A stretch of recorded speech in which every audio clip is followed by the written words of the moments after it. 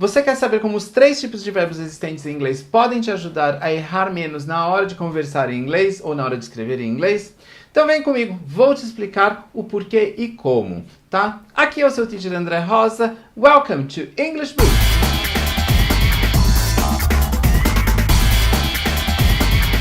Pessoal, bem-vindos ao segundo vídeo de uma série de 3 vídeos que eu estou produzindo sobre tempos verbais. Espero que estejam curtindo bastante.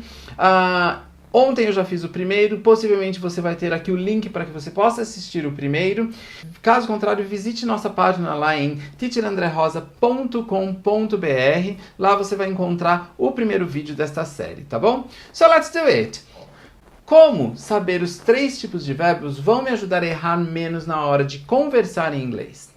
Bem, a explicação é simples, tá? Os verbos em si só, que são os verbos que são usados no dia a dia, eles já carregam uma grande quantidade de informação em si só. E o que isso faz? Ajuda você em muito a se expressar em inglês, tá? Então vamos lá. E aí, André? Você consegue me dar um exemplo para entender melhor o que você está querendo falar? Vamos lá, eu vou até dar em português esse exemplo para que você entenda melhor. Eu vou fazer a primeira pergunta. Você já foi ao zoológico?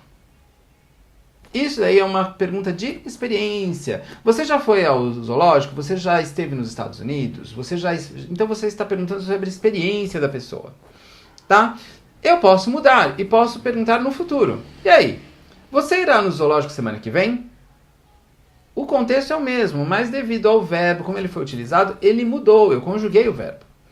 E o terceiro, olha André, eu acho que você deveria ir ao zoológico, então eu estou dando um conselho para você, tá? Então eu estou usando o português para dar o exemplo. Agora eu vou explicar cada um dos 3 verbos e vocês verão como eles funcionam no seu dia a dia. Então, o primeiro deles foi o que eu já expliquei ontem, que era a pergunta que todo mundo quer saber, que são os auxiliary verbs. Então, só revisando aqui. Quem são os auxiliary verbs? São os 3, o do, o have e o be. Tá, André, e por que ele tem esse nome, auxiliary verbs? Porque eles ajudam o verbo. Eles fazem, André, eu estou no presente. Did, eu estou no passado. Have, eu estou no perfect. E eles não possuem tradução. Exemplo, do you like rock? Do you like rock? O do não tem tradução se você traduzir mentalmente. Você gosta de rock? Então, ele só faz assim, estou no presente.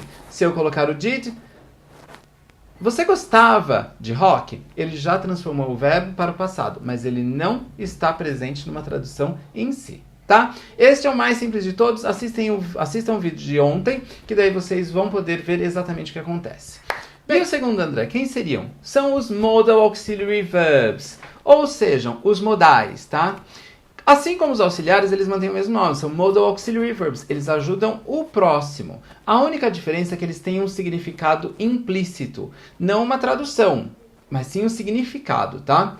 Então vamos lá, os principais modal verbs que nós temos. O might, o must, o can, o could, o will, o should, o ought to, o shall, que são alguns dos modal verbs. Eu não vou explicar cada um deles aqui, eu só estou explicando o que é um modal verb, tá?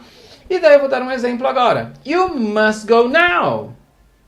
É uma ordem. You must go now. Você deve ir. Se você traduzir você deve ir, não parece uma ordem, né? Agora, you must go now. Você deve ir agora. É uma ordem. Está implícito isso. Agora eu vou mudar um pouquinho e vou botar o should. You should go now. É um conselho. Você deveria ir agora. You can go now. É uma permissão. Você pode ir agora. Tá? Então, cada um deles vai ter o quê? Uma definição diferente, tá? E ele tem uma ideia diferente. E vamos agora ao terceiro dos verbos, que é o full verb.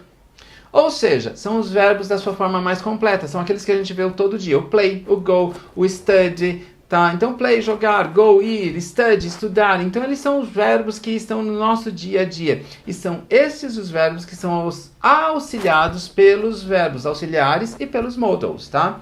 Então, são esses os 3 tipos de verbos. Tá, André? E como eles podem me ajudar?